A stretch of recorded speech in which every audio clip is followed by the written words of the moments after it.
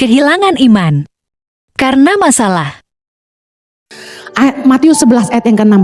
Dan berbahagialah orang yang tidak menjadi kecewa dan menolak aku. Yesus bilang gitu.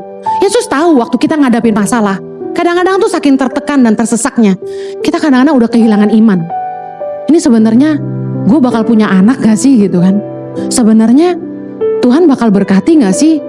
Gue rindu punya ini, gue rindu bisa begitu. Sebenarnya mungkin gak sih? Kadang-kadang kita tuh udah gak bisa lihat lagi mimpi kita tuh akan terjadi.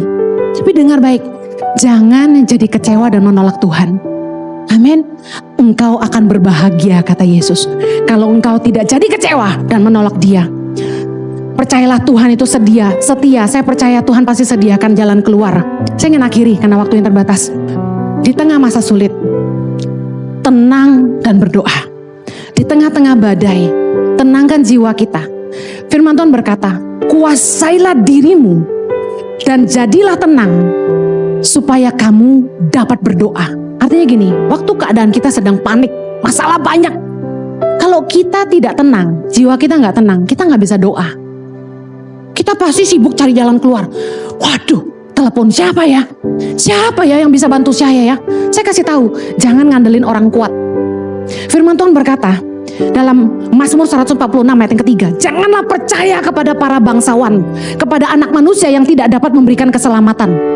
Saya ini udah belajar ngandalin orang-orang hebat yang berjanji tapi tidak pernah ditepati.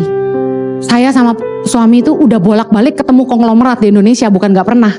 Mereka janji, saya akan bantu kamu. Kamu kurang berapa setiap bulan? 1,5 M, telepon saya pasti bantu kamu. Kami tidak pernah telepon siapapun. Suami saya dikasih nomor telepon orang-orang yang terkenal di Indonesia. Disuruh bilang gini, Pak Jojo butuh apa-apa, telepon saya. Kami tidak pernah telepon. Kenapa? Karena satu-satunya yang kami andalkan cuma Tuhan. Amin. Dengar baik, jangan ngandalin teman, jangan ngandalin orang kuat. Teman itu justru kita temukan yang terbaik tuh di masa sulit.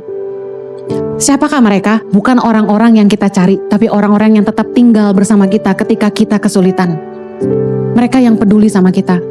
Salah satu tanda dari Tuhan untuk saya berhenti khotbah keliling adalah di masa pandemi. Tidak ada, bisa dibilang hampir tidak ada, hanya satu orang yang biasanya saya layani gereja-gerejanya.